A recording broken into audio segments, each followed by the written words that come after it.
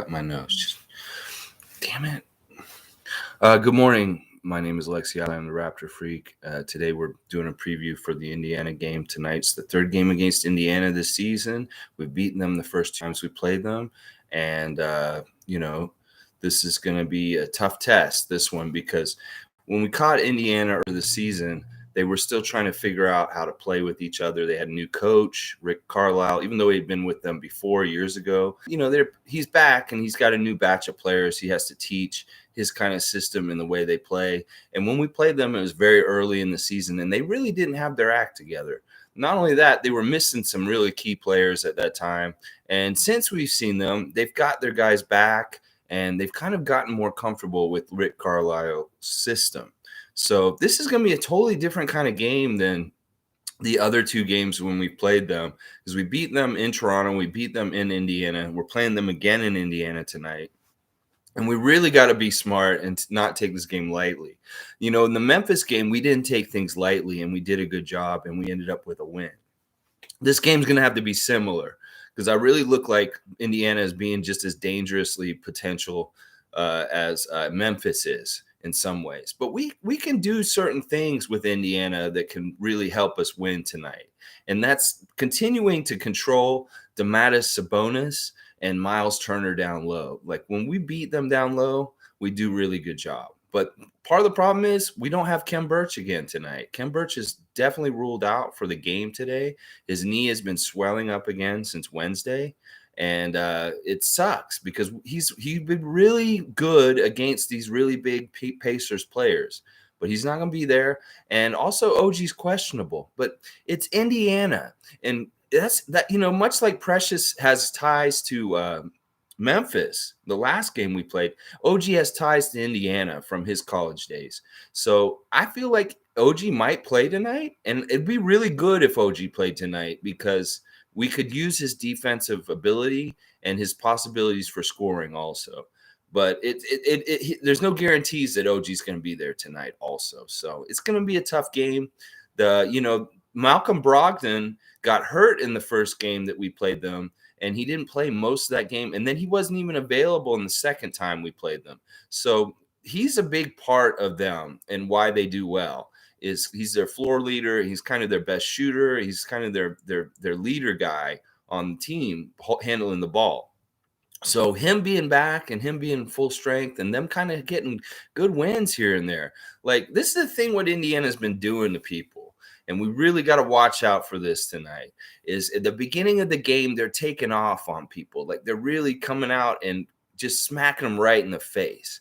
Coming out and being up by like 20, 15 points in the first quarter. And then the other team has to try and come back the whole game. And they did that to Chicago this week. They did that to DeMar. They came out and they smacked DeMar around at the beginning of the game, and they never recovered. They never came back, and they ended up routing Chicago. And it was really just that early part of the game where they just took off on them, and they could never recover. And that's a good team, Chicago. The fact that they couldn't come back against them was a big problem, and we don't want that to happen. So the beginning of the game today is really important that we don't let Indiana get a good jump start on us and build any kind of lead, because that's kind of how they need to win. Because when they play in close games, teams are able to control it at the end and manage things and beat them. And that's the way we need to keep it. We need to keep this game close, not let Indiana get any kind of double-digit, over 15-point lead, and we should be all right, because that's the way they've beaten these really good teams is they've had to route them from the beginning of the game and keep that route going the whole 48 minutes. And if we can limit that, we'll be all right. And there's a couple of things that are happening with our team that are different than when we played them too. We got Yuta back now. Yuta's a big X factor. I really believe this. Like he just brings up everything, the energy, the intensity, and the team starts playing at a higher level when Yuta is on the court. And it really is, his energy is contagious. He gets out there and they see him working hard, and he inspires people. He inspires other people. And the thing is, we got so many of these guys that have these athletic and energetic kind of games right now that sometimes when we overplay guys who are playing too much Pascal, too much Scotty Barnes, they can start dogging it and not feel it. It's kind of like you're in a marathon and you see that last little bit of the race, but you're tired. But then you get a guy who's running next to you all of a sudden who has pep in his step, and he kind of eggs you on. He pushes you forward even though you don't feel like it. It's like he gives you a second wind or an energy burst. And that's what I really feel like Yuta does. Because when you bring him off the bench, he has that extra pep in his step that makes the other guys feel like they get inspired to get that pep in their step too. Because I loved it. I saw Scotty getting synergy of energy off of Yuta in the last game.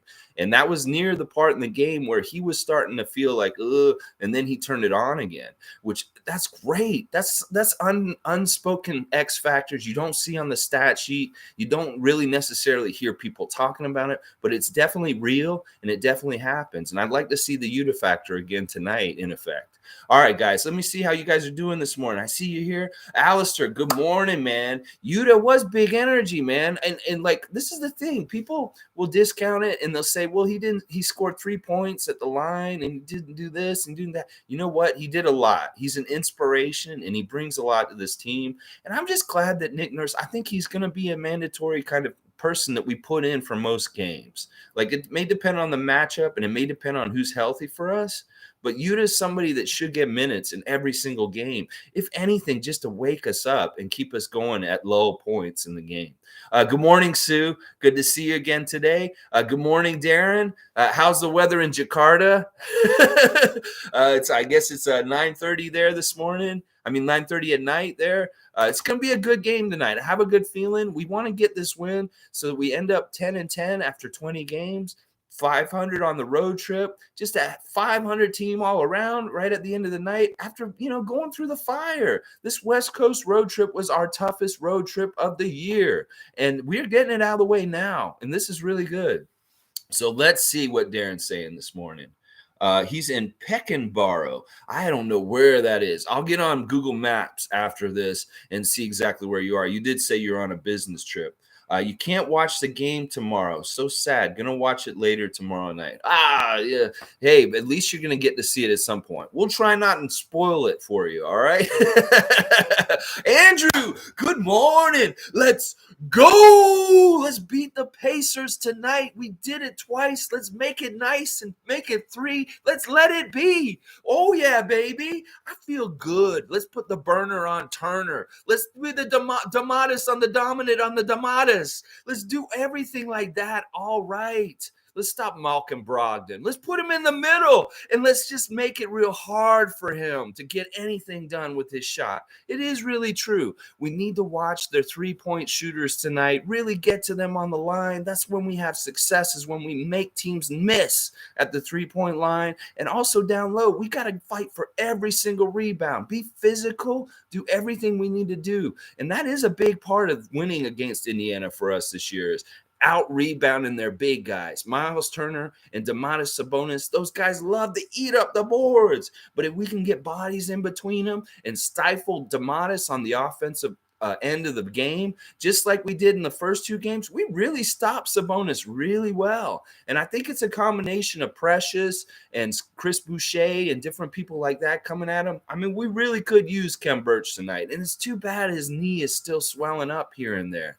But this is a gettable game and we need it. We need this win. Let's get this win and then come back home. They'll be back in Toronto finally after 2 weeks. It'll be so nice to see them back here. Even playing the green team on Sunday, smack them around, those little green men, a little bit. I hope that's what happens. We'll see. But let's take care of business today first. Oh, yeah. Take care of business today first. Oh, yeah. I love what Darren and the synergy between you guys. Not only is the teamwork between the team on the Raptors, the synergy getting built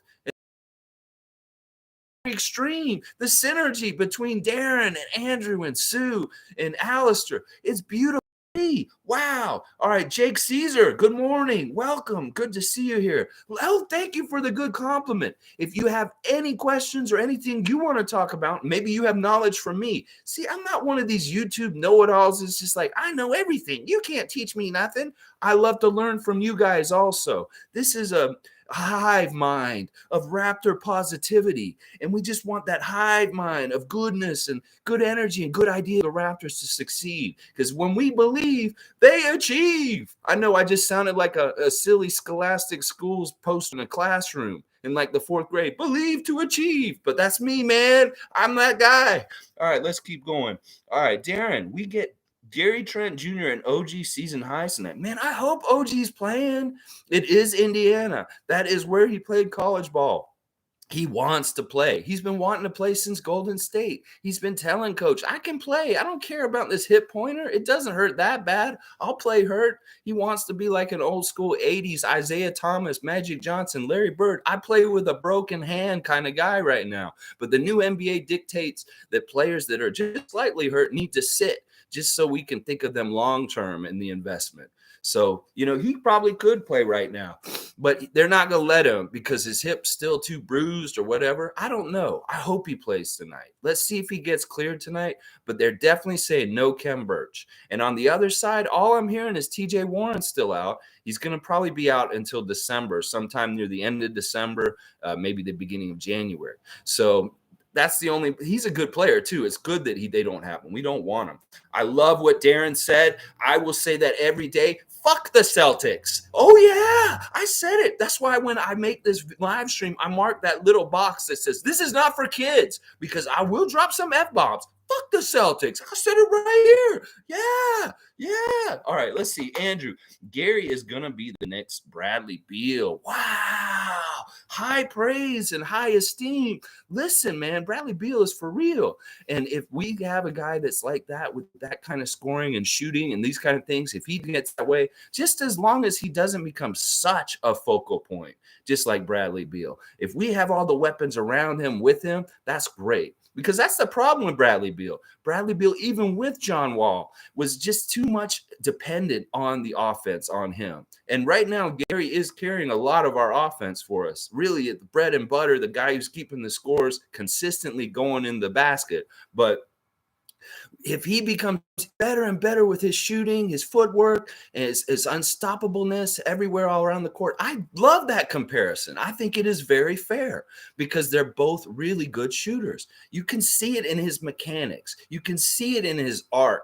You can see it in his footwork and the way he steps away from guys, the ways he steps to the side, the way he keeps his dribble. All those kind of things are the kind of things that Bradley Beal does too.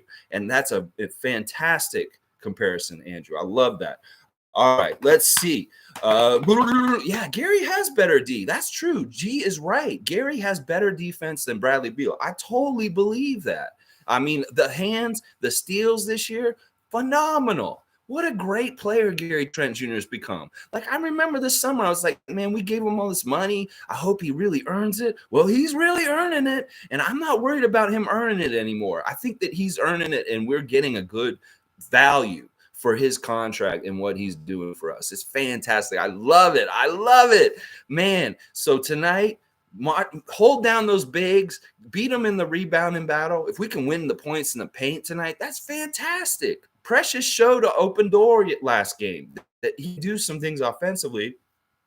Maybe he got some more confidence. What if Precious comes out and he's just like good for a 3 or 2 every single game now because he hit those threes against Memphis? We're unlocking the door on a lot of different things, different players, whether it's Gary with his steals. Let's unlock the door for Precious to expand his game. All of a sudden, he's a 3-point threat. That means that the other center on the other team has to come out and guard him, and that opens up the paint for our slashers to go to the basket. Oh, this is all the recipe for a nice stew of offense that can beat the Indiana Pacers tonight. I want to see Precious hit those open threes. If you get that shot, if they're laying off you, Precious, you take it because you're going to make it. I knew you could do it. And when you did it in Memphis this week, that just showed us that we should expect it from you, that if you're open, hit that 3. And even if you miss one, we understand. It's fine because you're not totally really a 3-point shooter.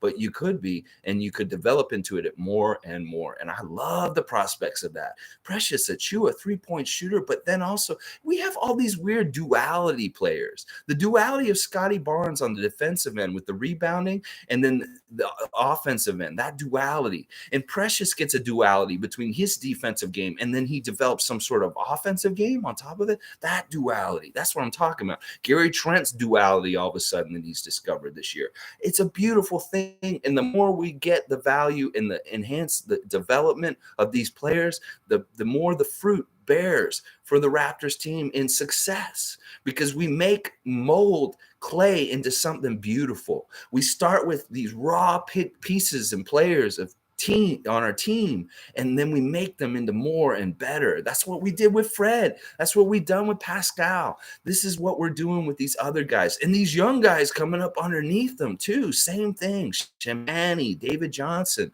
Isaac Bonga. These are guys that are getting developed, and we're going to get the most out of them. I love it. I love it. I love it. Masai is a genius, G. You are correct. He so is. He so is. All right, let me see what Alice said here. You know what I realized? Gary Trent Jr. got a lot of his game from Dame Lillard. He learned from the best closer in the game. Oh, yeah. He's a great guy to be around and see, like, for that time that he played for Portland Trailblazers.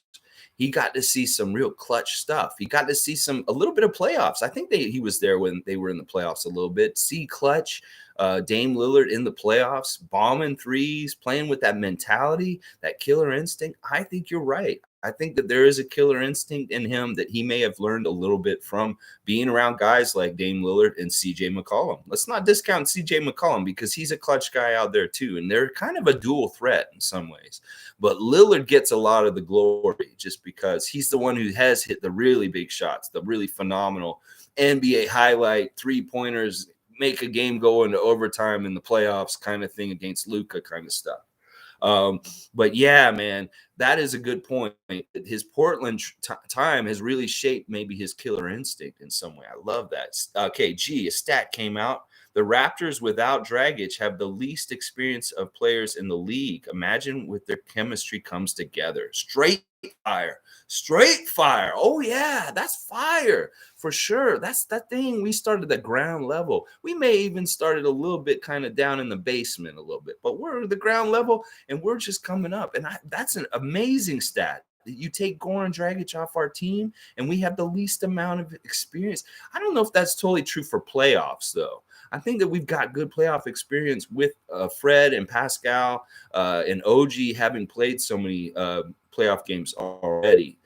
I would like to see the numbers with playoff games accrued in those young teams, because I think that's the deceiving thing about us. We may have the least amount of experience overall, NBA experience, but I think we have a pretty good playoff experience compared to those other young teams in the league that are like us. So that may be a hidden advantage that we don't talk about enough. All right, Sue, love seeing Precious taking threes. And I think being in Memphis where he played, in university made him feel comfortable. And that may be now a turning point. Precious giving him more confidence. I love that. And I really believe that that's true. That, he went to Memphis. He got to see some of his old friends, some people that he knew from being in university there. They were at the game, and it made it fun. And, the Memphis Grizzlies were being punks in that third quarter. And in some ways, Precious needed to regulate. He needed to be the man and show them something, because, they're making fun of Dylan Brooks, making fun of Pascal, and just being kind of an ass in general in that game.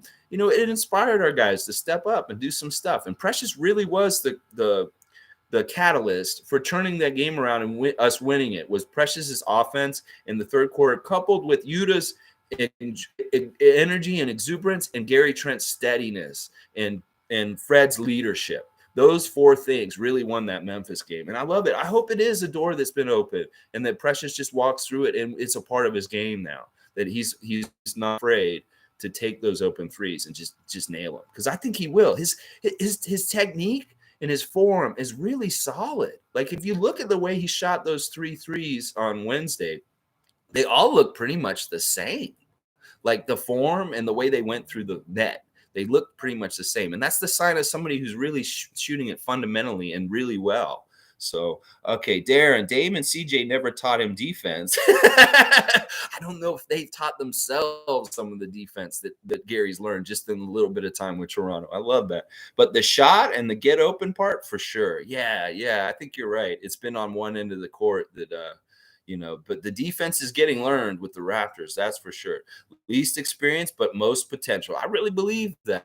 Ceilings on some of our players are just nasty. And even some of our players we've had for a while can still expand. Like if you think about Pascal, he has more of a ceiling that goes higher than what he's doing now. And even OG has much more of a consistent ceiling that he could start hitting. He's showing a lot of signs of brilliance. These guys aren't done getting better. That's the thing. Even our higher level guys, like even Fred on the down low, he may get better in some ways as a leader, as some ways as just dictating the court or taking care of the tempo and taking care of the game tempo and controlling the game on the down low. That's a really important thing for a veteran point guard to do, because if you can control the game, you can control the game towards your team winning. And that's what Fred has to do. He has to learn that. Kyle did a lot of that for us while he was here. And Fred did it a bit, but he's really got to do it now. And he did a great job against Memphis with this. And this will be a test tonight. If we're close with Indiana in the fourth quarter, that's when Fred has to show that kind of thing that I'm just talking about, is controlling the tempo of the game, making sure everybody's getting involved. And that's how we win. You manage the clock and you make sure the point margins and that you can get back and you can win and hold them off too. It's all the same thing. All right, let's see. I hope Precious just becomes the double man. Yes. He's totally got the potential. And I think he's pretty much almost there without really kind of getting the regular kind of minutes and consistency yet. So we'll see. Like, I think it's going to be coming for sure. Gary Trent Jr. also doing a ton of work to be what he is. He is smooth, even if he doesn't have the speed. Gary knows his spots.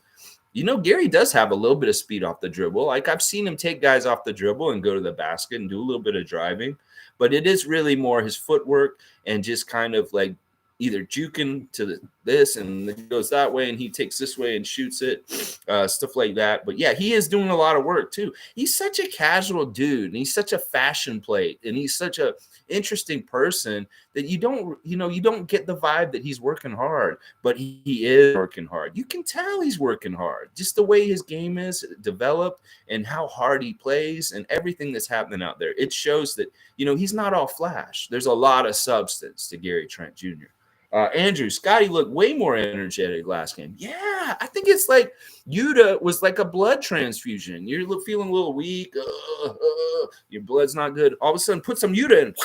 Whoa! And then like it's like a fireball, a ball of lightning hit you. And all of a sudden, he's going. He's like, whoa. It really was that play in the last game where Scotty got an offensive rebound. He missed his putback, and then Yuta got another offensive rebound behind him. And I could tell Scotty was like, whoa, this guy's got my back.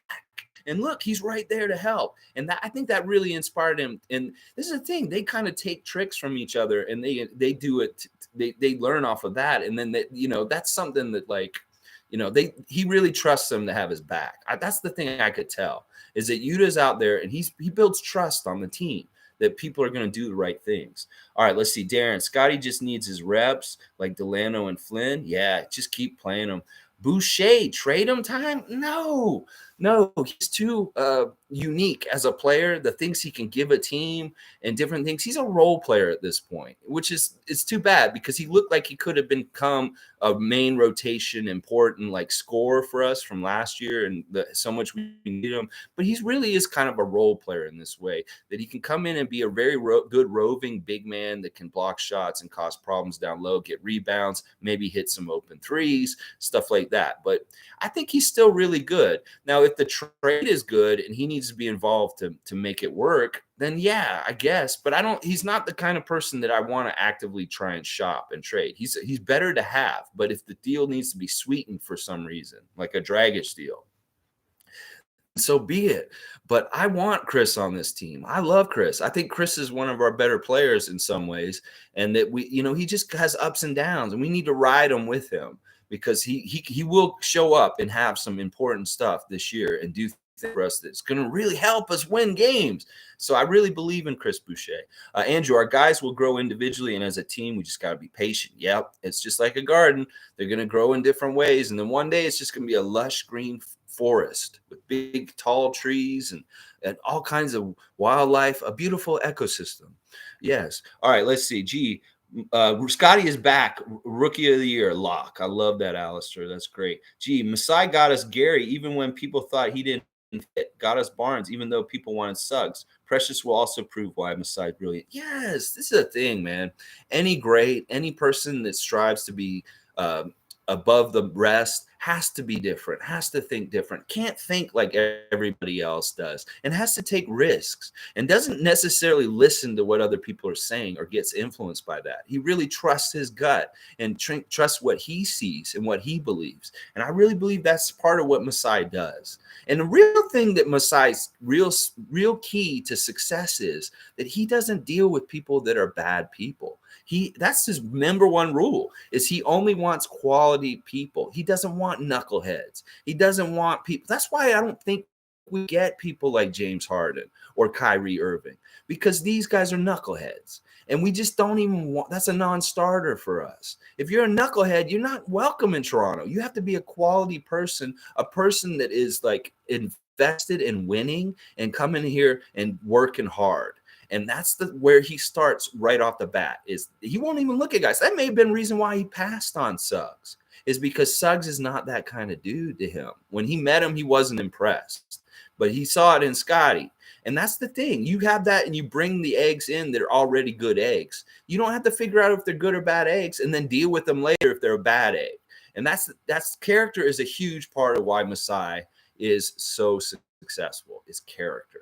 And I love that about him, and he's doing it right. I love him. All right, let's see. Darren, Yuta's taking Boucher's minutes, which are good. Well, that's the thing. It's going to be competitive, and I have no problem with that. If Yuta eats into other people's minutes because they are not performing well enough, Chris, Svi, Malachi, Goran Dragic, I don't care who it is. If he's taking people's minutes, because he's the guy who's going to stir the drink. I keep saying it. He's the guy who's going to make things competitive, and people will have to work to stay in the rotation. If you're not, you're just going to take your minutes. That's what's going to happen. Oh, yeah, I believe it. And it may be Boucher right now that loses minutes because of Yuta. And that's fine. That's fine. We need those two looks, though, because they give two different kinds of looks, and they do different kinds of things. And I love having varied role players off the bench. A good playoff team has different weapons off the bench that can do different things. And those guys are two of those kind of guys. Let's see. Boucher had the most 3-point blocks in the league last season. I think there's a place for him. I hope he gets his rhythm back. Yes, there's so many things he does. He's, like I've said repeatedly, he's a unique talent in this league. There are not very many players like Chris Boucher in this league. And that's why I want to continue to let him develop and get more consistent and better. I know that he's older, and it seems like, well, what is he going to get much better or anything like? He will still get better. He's got to just hone his craft and get more consistent. I wish he could gain more weight. I wish he could be a little heavier and throw a little more weight. And he's trying. It's just some people have really hard metabolisms that really burn their fat up and their size quick. I was like that. I couldn't gain any weight. It's a curse, and it's a great thing in some ways. I didn't gain any weight until my 40s. I was a stick pole like Chris Boucher for most of my adult life still. So I totally get his struggle to try and put weight on, because it is hard. It can be hard, especially if you're a high calorie burning metabolism. And I think that he's like that. That's part of the reason why he's just so skinny. Let's see. Where were we? I should put the little marker on there. Oh man, you guys got a little. Okay, GJ can dance. Yeah, I love the little. It's funny watching Gary, because whenever he gets the ball, he doesn't even look at his teammates. Yeah, it's like, I know some people have been critical of him. It's like he's a black hole. He's always going to shoot it. But he does pass out sometimes. I've seen him pass out a few times.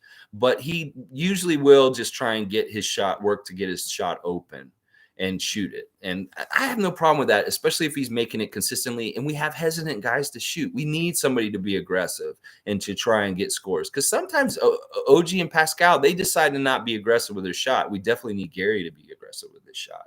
So let's keep going. Yeah, G. But time to move on from him. Yeah, end of the contract. He's not doing this year. Should we wait? That's the thing.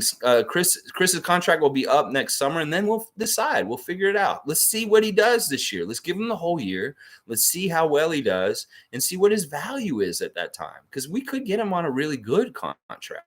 If he doesn't play that well this year, and we know that he's still a good player, we get him for a good contract next summer, because he's already said money is not the most important thing to him. You guys got to understand who Chris Boucher is. He's a kid who grew up on the streets. He was homeless as a teenager, and he's worked so freaking hard to get to this point in his NBA career. He really earned his money, and he's earned his spot. And in some ways, there's a lot to say about that with his character.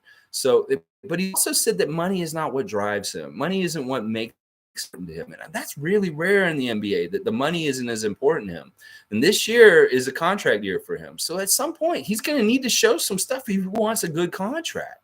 So let's let him get through this funk, and maybe he'll get on a good run at some point where he can earn some bread for next summer. And it may not be with us. We don't know. But I like to support Chris, and I'd like to see him be successful for us, because I don't want to see him go to another team and start blocking all our guys left and right. That would be bad. We don't want that.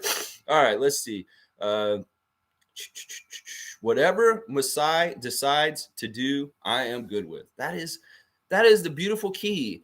The Church of Messiah, believe and trust in Messiah. And G is there. I am too, man, because his track record is so good. He hit the ground running when he did that Bargnani trade right when he first came in. And I was just like, man, this man's a genius. I mean, anybody who can ship Andrea Bargnani on that deal to New York and do what he did. And then he did the Rudy Gay thing. And I was like, wow, this guy really knows what he's doing. And like, it's just, he's shown that over and over again. He hits home runs. I mean, the balls to trade DeMar DeRozan for Kawhi that summer were huge. He had huge GM balls to do that, because really, honestly, if that had not worked out and we had just traded our franchise player that we'd had for 10 years for a guy who didn't want to play here, and he was a mess, and we had a bad year, and we didn't win the championship, all kinds of stuff, they would have been calling for Masai's head in some ways, that if that had turned out to be a disaster. So he really took a really good gamble, and it paid off. And that's the thing. You need a guy that's like that, that's daring but also calculated. Darren, that play when Gary Trent Jr. Alley-oop to Scotty, then Gary Trent screamed like Scotty, and Scotty was they both screamed at each other. Yeah, role reversal. I think they mock each other. I love that enthusiasm. I love that. Wow! I love that stuff, like when Fred was on the ground after the shot and Scotty ran up and he started pumping his heart in that one game. I just love all that kind of fun stuff. And a lot of it is around Scotty. Scotty gets that exuberance, and that you could tell when Fred threw him that long pass and he had that lay-in in that game recently, he turned around. He had so much admiration for Fred for finding him. And that's teamwork, teammate kind of stuff that's really good, and it builds towards what we're talking about with this chemistry and the good stuff. Like, another thing that I noticed the other day, and this may have been different in the last year or so because of COVID and because of the COVID restrictions, they were telling players not to be like too close to each other or do too much of this. But I saw players, like I saw Fred put his arm around Scotty and hold him close and talk to him. And it's like, this is the way that you build teammate intimacy. And I'm not talking about, just like they become friends. They become more like friends and closer, that kind of way. When you can have like those kind of moments where you're like, wah, screaming at each other, or leader Fred brings rookie over and has his ear for a second. That's the kind of stuff that really builds team. And I love that. I love that exact play you're talking about, Darren. I remember that when they were both screaming in each other's faces. I mean, that made a great picture, I'm sure. Alistair, Boucher needs to attack the rim, but this year I really question his IQ. Yeah, I don't know what's going on with him with decision making. I think that part of it is he's had a hard time making his threes, and his footwork's a little weird. And also, this is the thing that could be hurting Chris this year, is the physicality of this year with the new rules, is that it's way more physical this year. And with a guy like him down low, he's getting exposed a bit more, just because of that physicality and the pushing around and stuff like that. And it may be like, this is what I've been saying. I've never thought of Chris as like true center. And I always hated that we were thinking about playing him at center or calling him a center. I always think of him as more like a wing player, like a guy who should be playing on the outside and coming in. And that may help him if we play him more outside on the wing, where he's shooting outside and driving to the basket more than being down low. But even on defense, it's tough. He gets pushed around, and you see whenever he goes up near the basket, he's getting pushed, and they're not giving him calls, and he's getting beat up, and he just doesn't have the strength or size to handle it. And I think it is the new rules that has a lot to do with it. I think he's trying, and he has his moments. Like he gets a quick pass to the near the basket, he's putting it in the ball. He doesn't have as much problem with bunnies as maybe Precious does. Let's put it that way. Let's see. Darren, this team has the right heart and effort. Skills can be honed. Yes. And Alistair, Boucher needs to be boxing out and playing D first. And off offense, he watches the ball looking for a pass, not spacing or cutting as much as last year. Yeah, last year was just a totally different thing for him. Like guys like him and Yuta and Malachi, they got used a lot, and they got a lot of reps, and they got a lot of time, and that was valuable in a lot of ways. But it kind of also overinflated their games a bit. Like this is one of the best quality for bang for your buck time from these guys then, because this was just our talent level last year with the roster that we had at this point. Now with so many good players in there in the mix, it's hard for these three guys to get the time and do things. They have to be really, really on top of it and really, really good, because Nick wants to give these minutes to these top guys. And these other guys are going to have to come in and get scraps and make the scraps of time work really well and be impressive to stay in the rotation. And the problem is that Chris hasn't risen to the occasion in the little bursts of times for the most part that he's been getting. He's done really well in some ways. And I agree, he should be concentrating mostly on his defense, boxing out, and rebounds, because that's the more important thing. His offense will come at some point. He's going to get garbage baskets. He's going to get transition dunks, and his three will start dropping. But the key to start getting there is to play that solid defense and rebound, and that will get you there. And that'll get you the playing time too, because that's what Nick's looking at. If you're blowing defense and you're not making a good effort on the glass, then he'll pull you out and you won't get to play again. And that might have been what happened in the Memphis game, is that he didn't do enough and Yuta got his minutes in the second half. So let's see. All right, Darren, I would love to see Bonga get some minutes, but not going to happen. Nick Nurse is zeroing in on his bench right now, and these good prospects just not going to get time. Yeah, Bonga's going to get some time in 905, and that's great. That's the great thing about 905. And I think any of these guys at the end of the bench, like Champagne, really should be with 905 more than with us. I know they brought him on this trip partly just because they needed more people on the trip, but I really believe that Champagne and even Delano should be down there more than he is on the main roster, just because he's going to get way more time and they get more development down there. And that's the great thing about 905. But Bongo will find his place and he'll get his chance. He'll get his chance at some point in the season.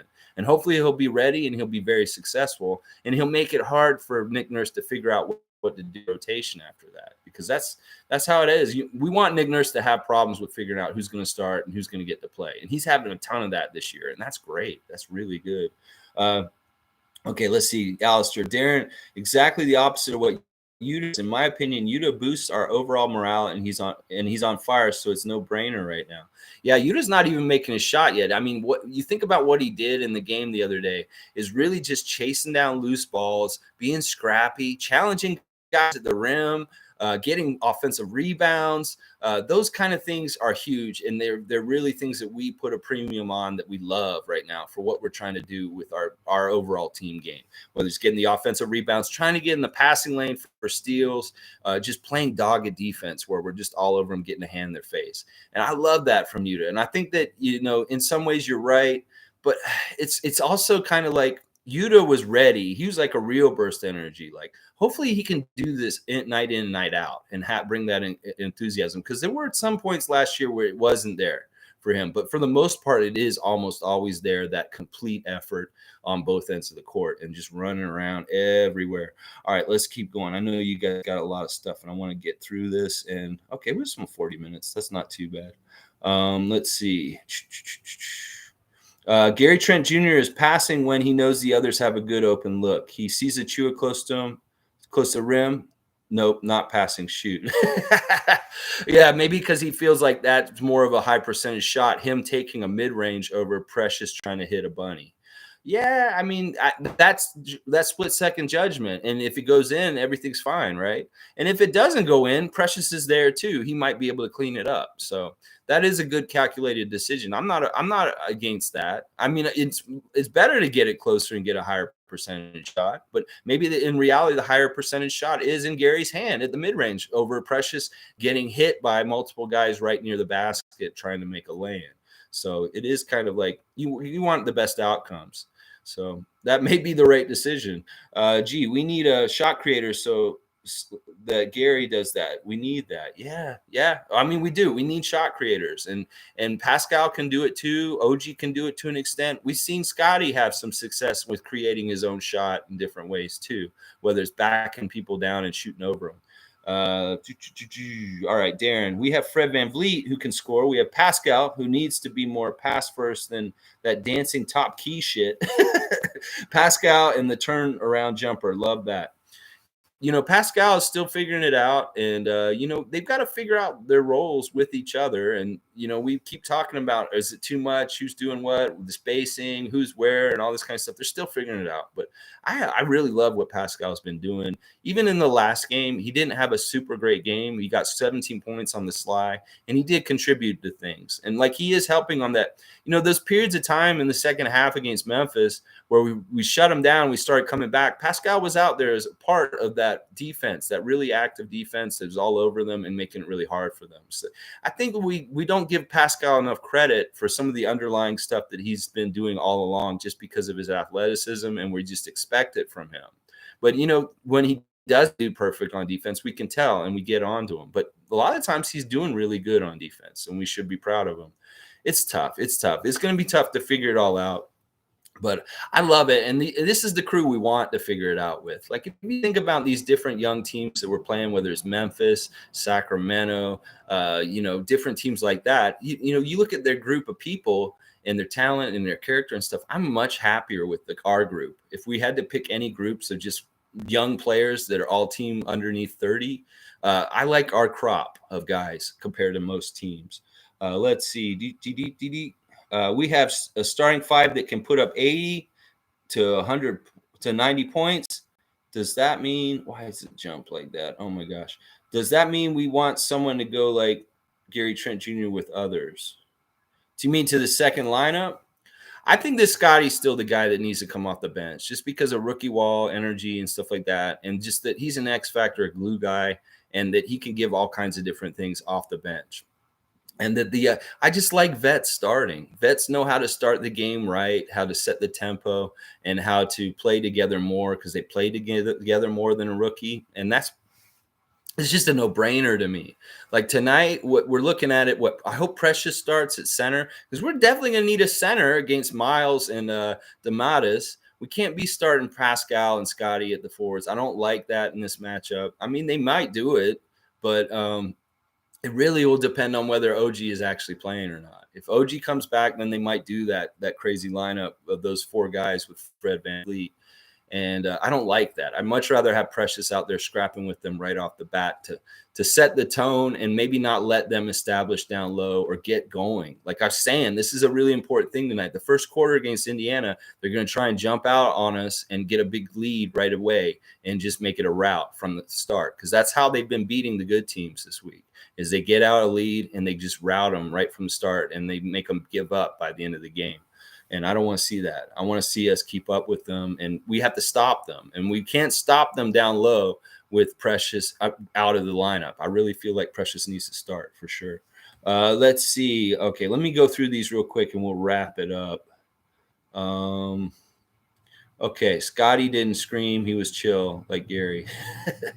The game is more like rugby, and we are still getting less calls, 2-1 most nights, and the refs try to balance it out. We don't get to the line much. The weird thing is that they do with ref manipulation.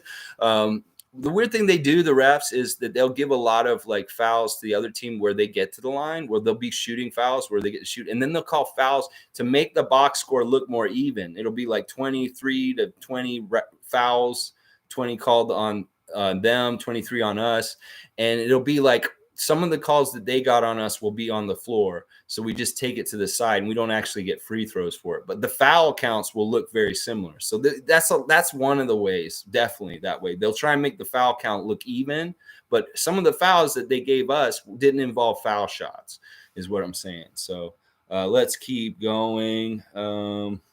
Good point about the rules and Boucher. It makes sense. He's getting hammered, man. You haven't seen him hitting the ground, and like there'll be like 2 or 3 of them, like bam, bam, bam, bam, and it's like that. The physicality of it is really hurting his game. I really believe it. Let's see. Oh, Darren, I hope. Let's see. Get there. My view counts overall are really quick and growing fast. It's like I don't know what YouTube's parameters for getting to new levels of things and stuff like that, but I'm on my way.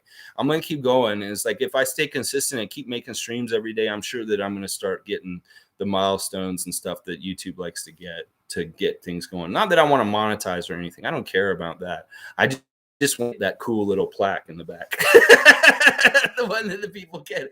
Anyway, all right. Kenrick, good morning, man. Good to see you. How bad do you think Indiana wants to get revenge? Well, they definitely don't want to lose to us 3 games in a row. I think that's can't be understated. That they are really coming out with a motivation to prove that they can beat us and beat our team. And they are in a better place than they were when we first played them as far as health and just synergy and teamwork and understanding what Rick Carlisle's system is. But I think that part of it is also we match up really well with them. That because our bigs are active and quick, that we can come and stifle their 2 big guys, Miles and DeMattis. And then it's really just tracking down those 3-point shooting guys outside and not letting them kill us.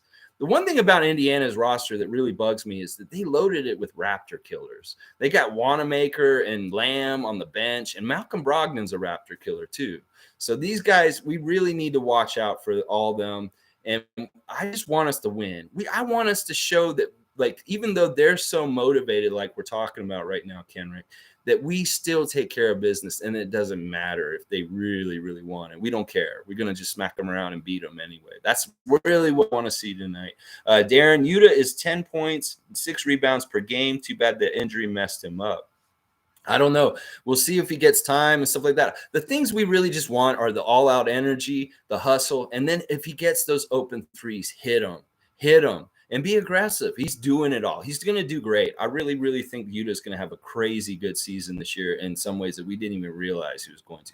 Because that thing that happened in the Olympics with Japan really grew him in his confidence as a leader and as like just a dude. Because like he killed it in Japan at the Olympics. And, there's a new swagger to him that we haven't even actually got to see because he's been hurt and he's only played this one game now. That we see this different. There's going to be a new swagger confidence with Yuta. It's like he was a little bit of a shrinking violet last year with the COVID year in Tampa, and he had to outgrow it and get out of it a bit. And he's getting the more and more stages in his transformation as a player. To be more of a, like, now I really see him as, because he was such a team leader for Japan in the Olympics, and he was so leaned on for scoring and different things like that. That kind of confidence and that kind of things in his game are going to show on the Raptors team very, very soon. I love that quote too, Andrew. He said it last. He said 100 times out of 100 I will jump, and that's great because we need that rim protection around the basket. Nobody else is doing it other than Kem and Precious and Chris here and there, but Ryuta's not afraid to get down there and do that. I don't think that Indiana wants it bad enough. We're going to win them by 10. I love that. That's a great prediction, Darren. Andrew, Gary isn't a playmaker. He is the play. I love that. He doesn't shoot to miss. I don't dribble to miss. Darren, you watch Gary Trent Jr. He is scanning for passes, really, but who shoots better than Gary, the new glove? Not on this team right now, no. Mahalik, maybe. We got to see him more, but Sam Decker's gone. Andrew, it seems like Gary is shooting 100% from mid-range. He never seems to miss. Yeah, he really is better around mid-range than three-pointers right now. But I'd love for him to start making the three-pointers just as consistently as the mid-range. And his three-points are actually getting better as the season's gone on. In the beginning of the year, he was garbage for three-pointers. And now he really is making more like 40% of them. 40 to 45%. And I love that. That's going to keep coming. Pascal came back to a completely different team. He needs time to adjust. That's totally a true statement. This team is completely different than last year. And he's adjusting, and you know what? He's doing all right. I think that in the beginning, it did seem like he was forcing himself too much, and he was kind of causing problems. But I think he's letting things kind of flow to him more now, and that may be why we didn't see him be more prominent in the Memphis game. Is that he's kind of being like Fred. These guys are really good, and they know how to pick their spots, and they can do things on this and not seem like they're doing so much. But on the, at the end of the game, all of a sudden you're like, whoa, he had 17 points, or he did this, or Fred had this many assists and stuff like that. That's what these two guys need to do, is they need to do the little bit what they normally do, but allow the other guys to expand and grow and take more of the responsibility and know when to step back. And that's the thing he's got to figure out. He's got to figure out when to press the gas and when to give it up. So let's see. Brian, good morning, man. You're never too late, man. Let's go. Woo! Woo! All right, sorry. I'm going to wake up the neighbors. Pascal had 7 rebounds, the third most for both teams. Yeah, Pascal's still doing little bread and butter things like rebounding, helping to cause easy shots for other people because people come and double him. There's all kinds of little hidden benefits to having Pascal out there. Plus a plus defender that is quick and long and can get to people and mess up their shots. There's just too much good things about him. We forget about the things we need to be grateful for about Pascal Siakam. We need to talk about him all the time. If anything, we do it here on this live stream daily. And other people, they can do all the trashing and negativity about Pascal. You won't find that here, Raptor fans. So please come to the sanctuary of positive Raptor fans. We ain't dealing with all this negativity here. No, we ain't. Let's see. Pascal's second half D was the right way to play. The second half, stinkeroo. Yeah, I think that there is a stark contrast between those two halves, and it was shown in the score for the Memphis Grizzlies. I mean, 71 points in the first half, 42 in the second half.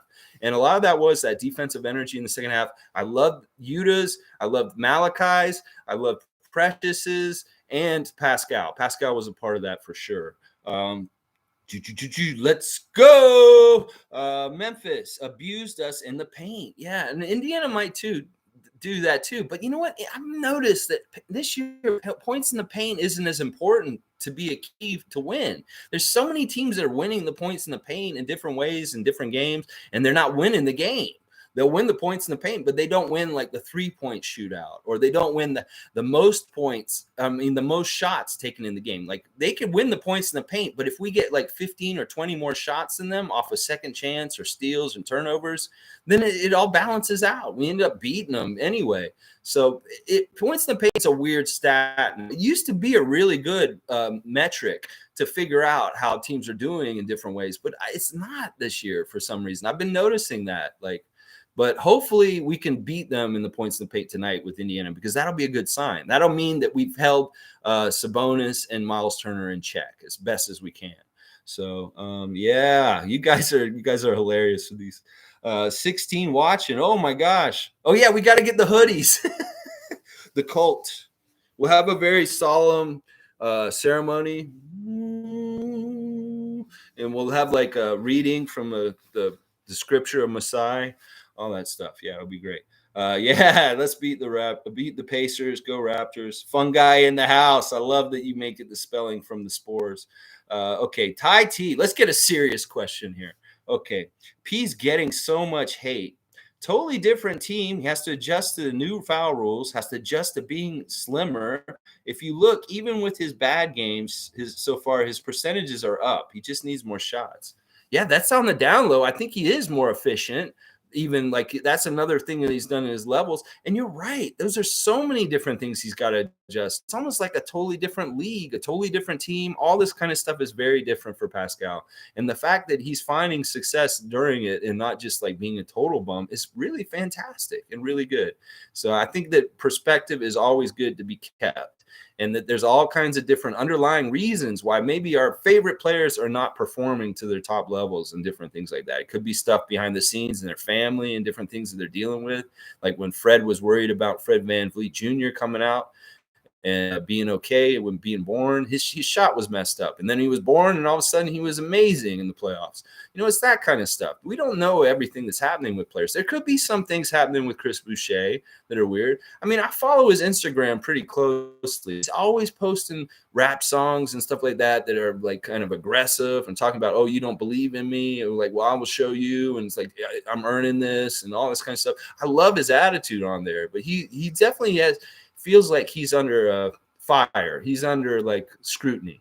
And that's got to be a whole other kind of level of pressure that's tough, especially in a contract year. So I want to give him as much of the benefit of the doubt that he's going to come out of this and he's going to do great things for us. And everybody's going to be like, whoa, we need to sign him for next year for sure.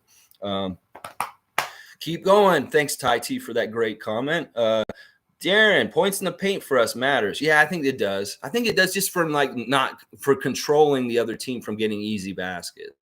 Is like we really do need to try and just agitate, limit them, play physical with them around the basket, especially since everybody keeps saying the Memphis announcer said Toronto plays with no center. Toronto plays with no center, and it feels like it sometimes. It really does.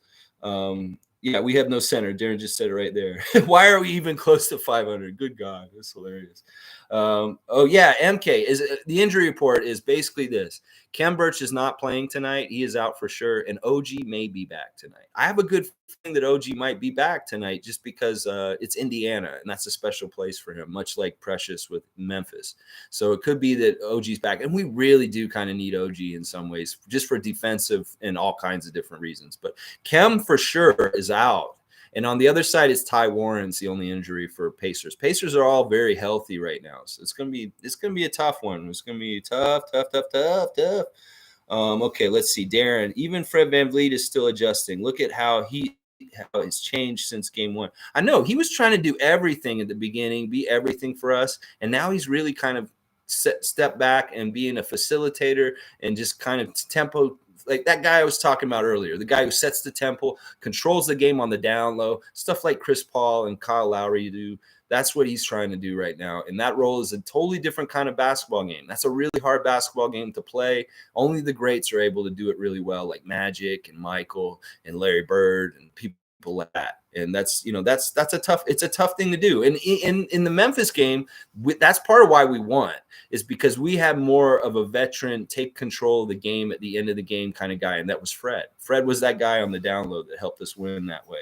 Let's keep going. Alistair, give us Moses. Oh my gosh, you guys are starting up with the Moses Brown, Goran Dragic talk again. Let's keep going. We need Wendell Carter. That's an interesting name, fun guy that I haven't heard in a while. That could be interesting.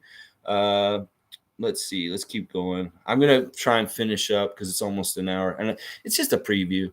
I'll be back tomorrow and we'll react to it. We'll talk about our glorious victory, hopefully, over the Indiana Pacers. Let's see. Yeah, so much Fred VanVleet off ball right now. And it really is like Nick Nurse said after the last game, 5 possessions, he did something really good in each one of them. And they were totally diversified. Whether it was him taking the shot, giving it to Pascal, giving it to Scotty, giving it to Gary, it was always good. Okay, Ty T, they are all still adjusting and need to as much or as more than the rest of the league due to age and experience of the team and new faces. The 6-3 start set unrealistic expectations. We beat a lot of shit teams, though. That it isn't in some ways. I mean, listen, there's not a lot of shit teams in this league anymore. I mean, I'm seeing things and there's a very big wide middle in the NBA right now of like maybe 20 teams that are all very equal in like about quality of how good they are. And that's about where we are. And then maybe there's like 3 or 4 teams at the top that are actually a level above all those teams. And then at the bottom, there's maybe like 2 or 3 teams that are absolute garbage. That are like Houston and stuff like that. So I really do see like teams like Indiana, Memphis, Portland.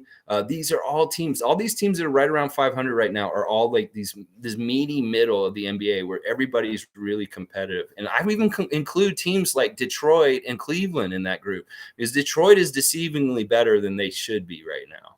And so I wouldn't discount any of these wins that we've gotten. Each one of these wins that we've gotten this year have been earned. And some of these losses were very close, and they could have gone the other way. Like that Cleveland game was one we should not have lost. That 1-by-1 point where we were winning the whole game, that could have easily been one of ours too. So I agree with some of what you're saying here, but I also don't, because I really feel like we are better than we're better than the normal developing team, starting off from what you're describing here, Ty. I really do believe that. And I think that you got to give more credit to these teams that don't seem like they're that good. They're actually pretty good this year. Like Cleveland is a way better team this year, and so is Detroit. Detroit's nasty. Like they're messing other people up like they messed us up that one day. So okay, let's keep going. Yeah, thank goodness the toxic fans are not here. You know what? They could come in here, but we know what to do. I'll talk to them. I love Jim Cornette. I listen to his podcast. He's one of the greatest wrestling managers of all time, and he cuts such a good promo. I'd love for one to come in here. I'll cut a promo on him. Oh yeah, I love doing wrestling promos. Well, I'll just go off and just like blah, blah, blah, blah, blah, set some people straight. So yeah, if they come in here, we'll let them know. You guys will too. We saw that one day with that guy talking about Pusiakum and stuff like that. We just didn't stand for it. No, we don't. We don't stand for it. Okay, never-ending preview. Yes, here we go. My lady's sitting next to me right here. She's like, keeps looking at me like, when's it be over? All right, let's keep going. Raptors Republic after games has got to be horrible. I mean, these dudes, this is the thing. Half the people that are covering the Raptors are covering it from their own ego. So they want to predict that they're bad, so that they feel like they're right, or they feel like they have some sort of power, like I told you so, or something like that. I hate those motherfuckers that do that kind of shit. That's why I don't even go to their website anymore. Like I used to read their ratings after every game, but they were just they got to be just like bad comedy, or just like needlessly tearing down players. And like some of the ratings they give players, I'm like, you're giving him a D- for what he did that night? I'm like, that's not what he did on the court. He was so much better than what you're saying. It made me mad at some point. But I'm saying, you don't want to listen to people that are coming from their ego when they're talking about the Raptors, because they want to be proven right. And if they're going to say the Raptors are a shitty team, they're going to just be like one of these people that says, oh, yeah, I told you guys they're going to be shit. You didn't listen to me. You know what? Nobody needs that. So it's like, yeah, just don't even go there, because there's enough criticism. And I know that the players get the criticism from the coaches. And that's the only people they should be getting the criticism from. Their other teammates and the coaches, not from the fans, not from the media, not from Michael Grange, not from Raptors Republic, Louis Zatzman, none of these guys, none of them. No. Okay, let's keep going. Yeah, criticism's okay. It's just like sometimes it's just like some people think they're funny and they like to make little jokes and stuff like that, but they're not funny. They're not funny. Let's see. Yeah, we're fourth in the East, 45 plus wins. My prediction. I love that prediction, Darren. This is the thing, too, man. This season, everybody's so close. We're like only 5 games out of number 1 right now, still in the standings. It's so close right now. The Western conference is a little more spread out because Golden State has such a good record. The bottom, it's like 14, 15 games between the top and the bottom. But right now in our conference, it's very close. Like there's like 10, 15 teams that are packed within 5 games of each other. So there's a lot of different directions different teams can go from here. Some of those teams that are up in the top of the standings in the East are going to go down. And some of those teams like us that are around where we are going to go up. So it's going to be like that. It's going to happen. All going to over time. It's going to happen. Yeah, you got to. You know what, Ty? It's like, look, you're right in some ways. Some of those games were games that we needed to win, no matter what, because they were easy opponents, and that's especially true this year. That's part of what I'm saying is like it's so much harder this year that even the wins, like getting wins against teams like Indiana, the first 2 games. Those were good milestones and stuff like that. But okay, Andrew brought up the Raptors Digest guys. I love those guys, Riker and I forget that Ben or whatever, Rogers and Riker or whatever. I think their enthusiasm and things is good, and I love that they're putting content out all the time. But they are a little negative sometimes, and they do sometimes they kind of like, dudes, come on, chill out, man. Come on, get some perspective here in some ways. Celtics win early was a peak win fun. Oh, yeah, that one. I think the Memphis game was really fun to watch, too, just recently. The Philadelphia game before we went on the road trip was a lot of fun. There's been a few games where we've really looked well. Okay, I'm a fun guy. We were legit good at 6-3. We just took a step back integrating Siakam. We're still really good. The other thing too was we lost Birch. When we lost Birch, we lost a lot of stuff, and that was part of that whole losing streak that we went on in that little bit of time, was having Birch gone all of a sudden and not having a center. And other teams really ate us up for it, and that was a big problem. That's why I still, we all are saying it. We all know it. We need to get at least one more big guy just on this roster somehow, some way, just to have a little more depth at that position. Yeah, wow, you guys are really going off on the Raptors Digest guys right now.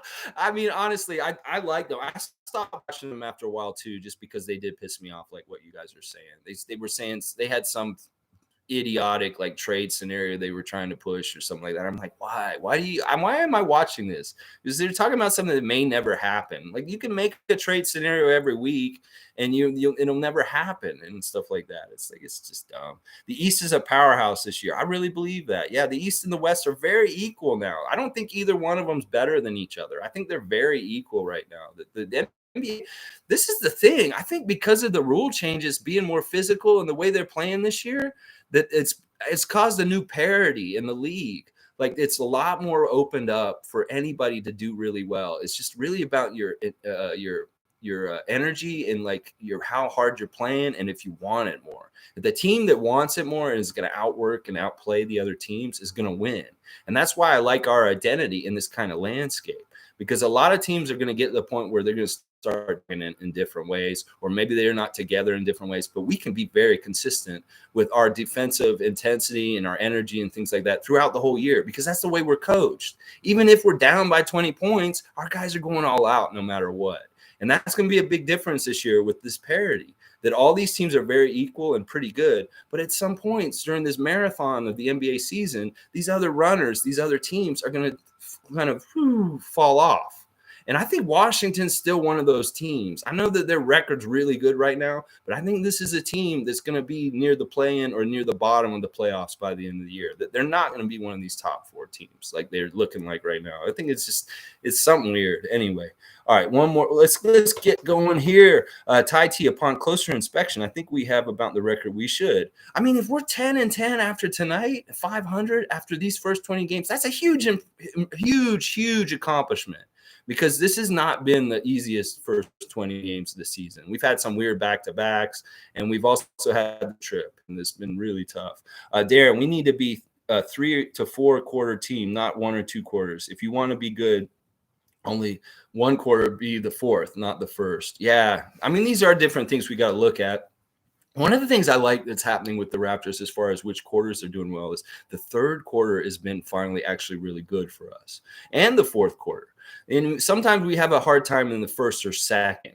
And it's better if we're doing better in the end of the game. Obviously, something like Memphis on Wednesday.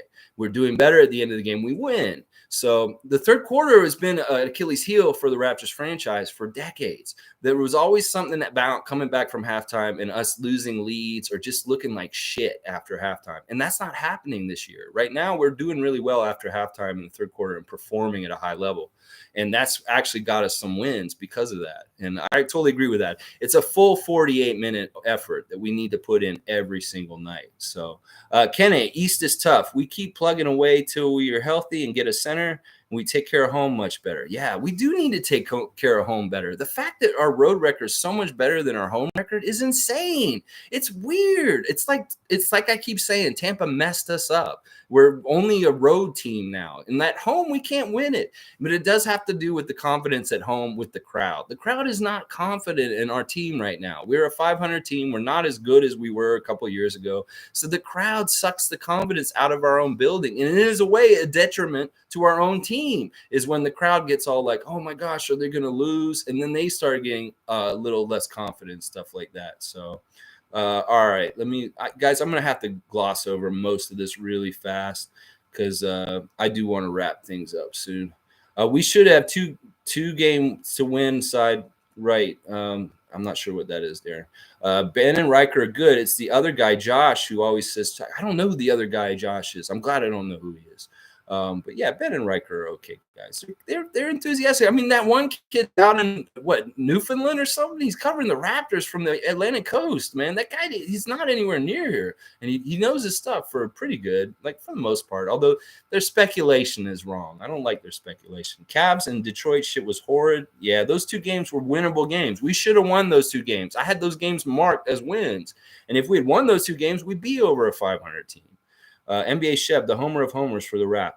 He is angry. I love it. I love NBA Chef. I don't listen to him right now because I don't want to echo him. I don't want to be too much like him. I listened to him all summer and a lot of last year, and I know what he's all about, and I fully endorse NBA Chef. He's actually an inspiration, somebody that has inspired me to kind of do what I'm doing right now, and I have a lot of respect for him. And he grew up, he went to university in Tallahassee at TCC, so he's kind of Tallahassee people like me. Growing up in Tallahassee. So I have a lot of respect for Chev. I fully endorse him. And I love his love for this team, even though he's not an old school fan like I am. He's only around since the bubble, but he's awesome. I love what he says. And I agree with a lot of what he says. And I don't want to echo what he's saying. So I'm trying not to listen to him right now, just so I have my fresh own voice also.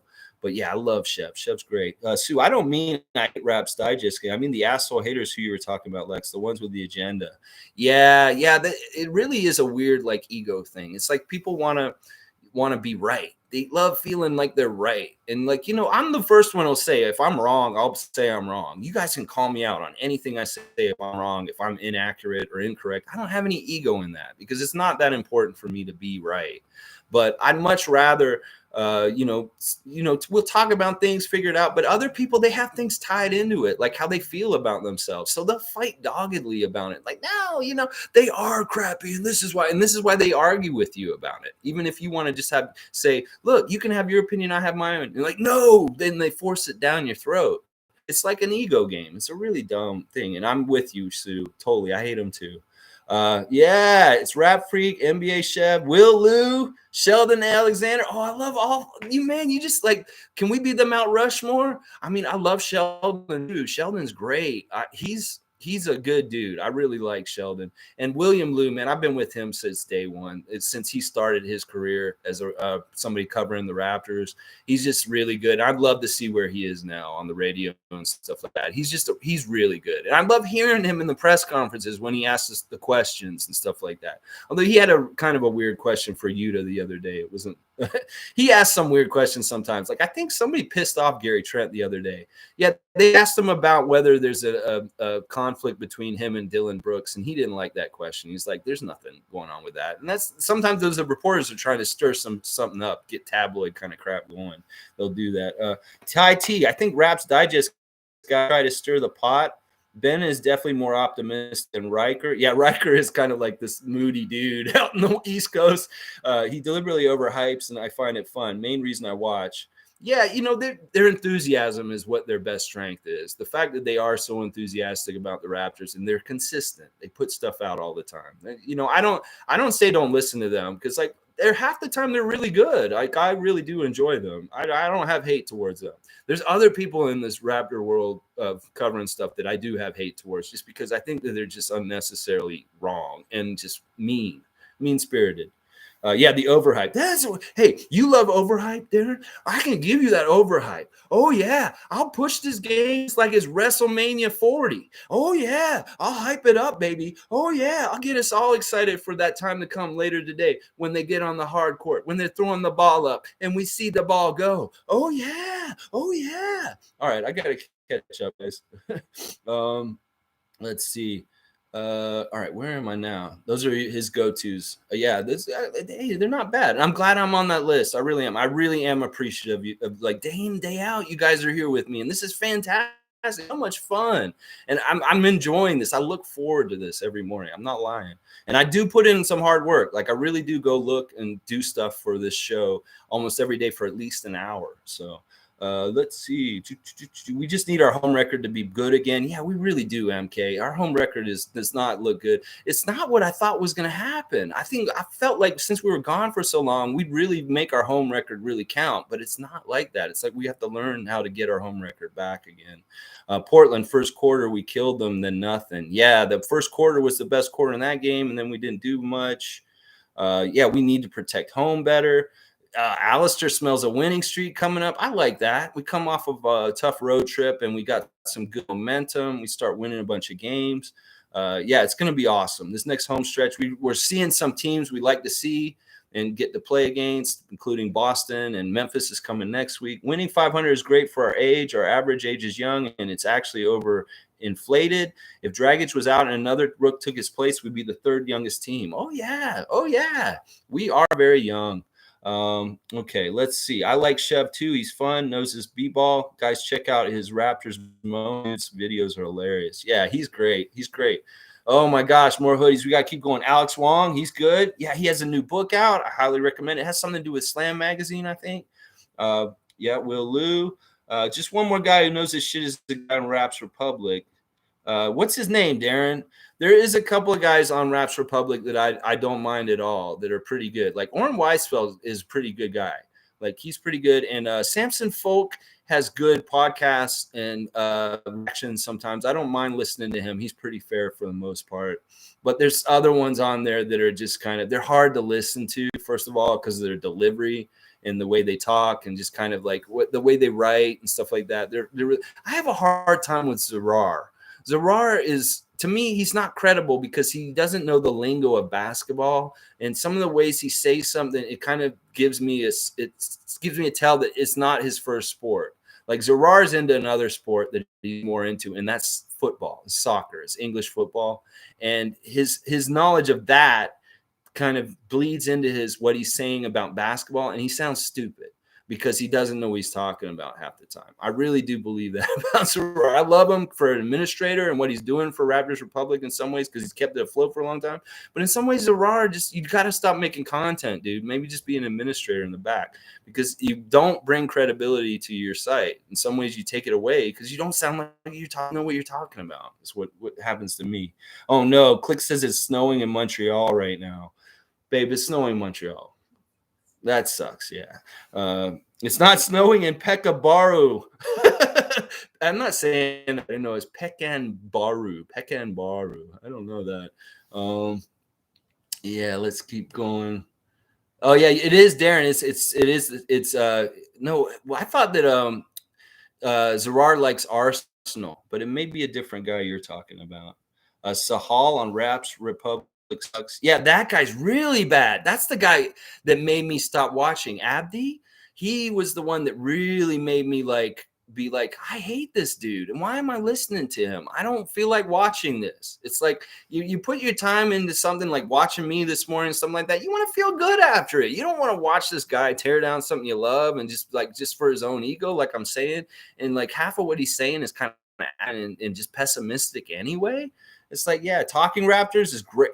Talking Raptors is the best. I love Talking Raptors. Nick Reynoldson and Barry Taylor. Nick Reynoldson, first of all, is a dude that I know kind of around from the comedy scene here in Toronto. He's a dude that's really cool. I love that dude. He's hilarious. If you see him doing a stand-up anywhere near you because he's traveling all the time, go see Nick Reynoldson because he's really good. But Talking Raptors is phenomenal.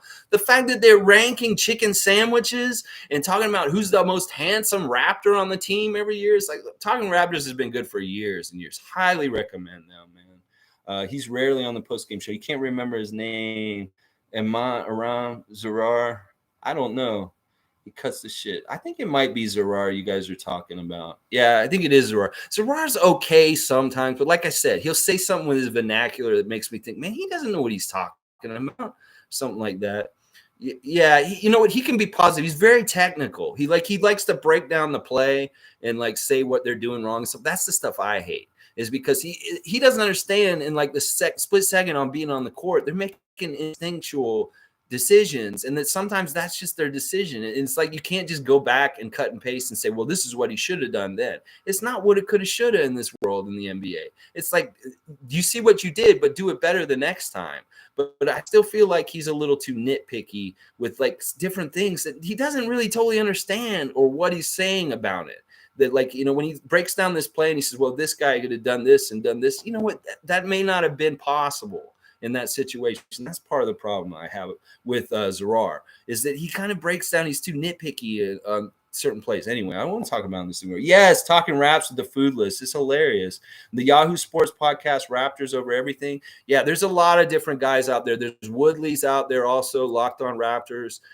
You know, there's different guys that are doing a lot of stuff that it's great. It's all different flavors. You know, you may like my flavor, you may like their flavor, you may like this flavor or whatever, but my flavor is very distinctive. I am that positive old school Raptor fan from the very beginning that's doing live streams every single morning, that's here to talk with you guys. And we can, you know, this is the thing, we can interact and really talk about it. Like these other guys, they may get your comments or stuff like that, but I'm doing it on the fly. And like, this is the thing, I don't have a script. I'm just going off my head and just kind of talking to you guys. And that's part of why my delivery is different, is because I go off the head and then all of a sudden I've said a rhyme or some sort of old-timey euphemism or something like that. You know, one guy described me as like a cross between the NBA Raptors mascot and Leave It to Beaver Cleaver, like some sort of weird like mishmash of it. I don't know.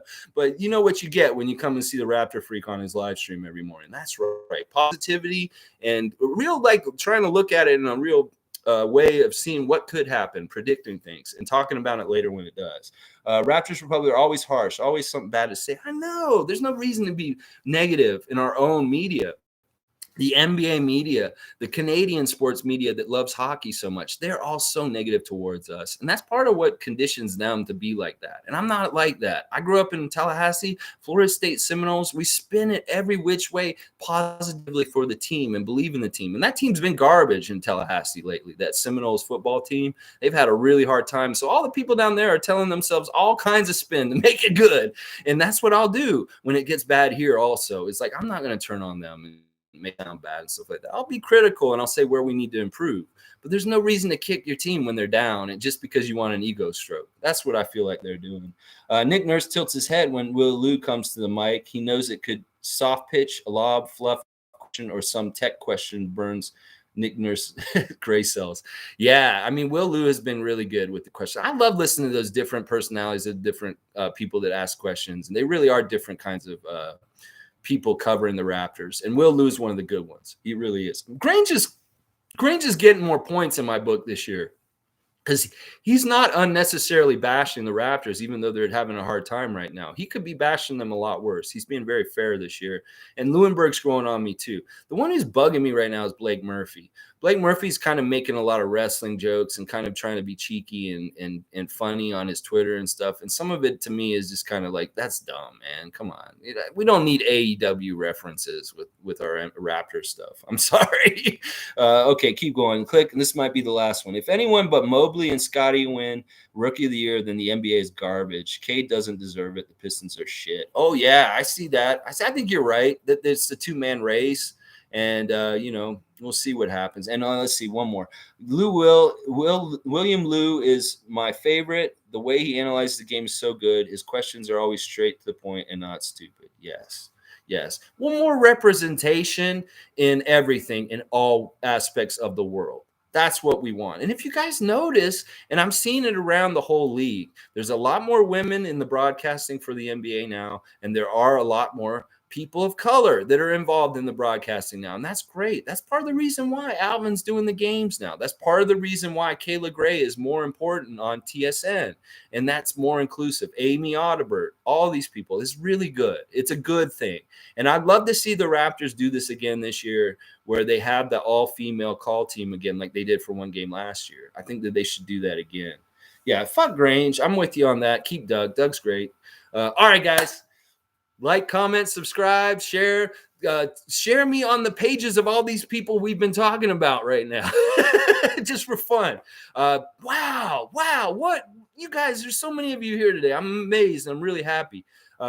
Thanks for watching. Let's go, Raptors. Let's beat the Pacers. We need to make sure that we hold down Donatas, Sabonis, and Niles Turner so good down low. Don't let them do nothing like we did in the first 2 games when we played them. We got to do the exact same thing. We got to hold Malcolm Brogdon down. Hold them down. Karis LeVert, same thing. Hold down all their outside shooters and wing players that like to come in the basket. Just really stifle them on defense. We do well matchup-wise against them. We can do this and get the 3rd game against them also. They're going to be tough because they're going to want to get this one bad.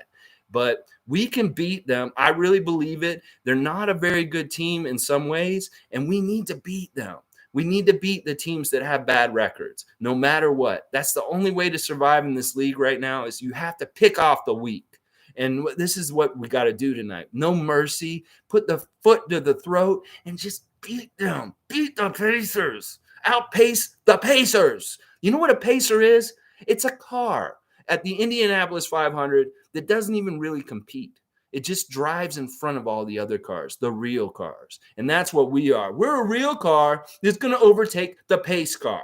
We're going to go right around it and right all around and get that checkered flag. Oh, yeah, baby. That's what I'm talking about. One more. Ty T. Partly agreed on the Rookie of the Year race. Cade is overhyped, and NBA want him to win. But if his shooting improves, he could legitimately take it. He's rebounding and assisting like a boss. There's a lot of time, guys. There's so much time in this season to go. Who knows what's going to happen with Scotty? Who knows what's going to happen with Mobley? Who knows what's going to happen with Cade? It's going to be fun to watch, and that's the great thing. We're just a quarter of the way now almost through this journey of the NBA season, and it's just going to keep getting – it's going to be fun. If anything, even with the winning, the losing, whatever happens, it's going to be fun because we know that the direction we're going is up. And we know that the development's going to take time, but it's going to be gratifying at times too. I'm just happy. The Pacers are getting pasted. Pasty, paste. They eat paste. Oh, yeah. They eat paste. Raptors going to beat the Pacers. Paste. Paste.